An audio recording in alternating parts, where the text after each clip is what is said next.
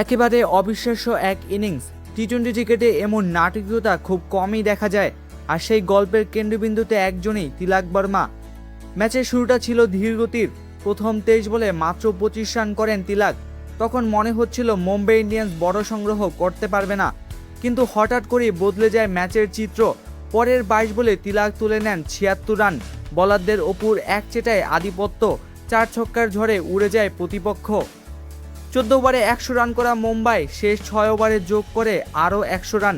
টি-20তে এমন গতি পরিবর্তন সত্যি বিরল। শেষ ওভারে 97 রানে অপরাজিত তিলক। সেঞ্চুরির জন্য দরকার মাত্র 3 রান। ডাগআউটে উত্তেজনা, দর্শকদের চোখ স্ক্রিনে আটকে। আর শেষ বলেই 4, 45 বলে 101 রান। এক অবিশ্বাস্য সেঞ্চুরি। উদযাপনটা ছিল দারুণ।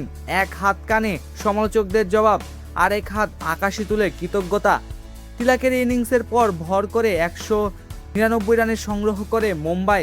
জবাবে ব্যাট করতে নেমে গুজরাট টাইটান্স শুরু থেকে ছন্দ হারায়। দ্রুত ফিরে যান জস বাটলার ও শুভমান গিল। নিয়মিত বিরতিতে উইকেট পড়তে থাকায় ম্যাচ থেকে ছিটকে যায় দলটি। শেষ পর্যন্ত দাপুটে জয় তুলে নেয় মুম্বাই ইন্ডিয়ান্স। এটা শুধু একটি জয় নয়, এটা তাদের শক্তিশালী প্রত্যাবর্তনের বার্তা।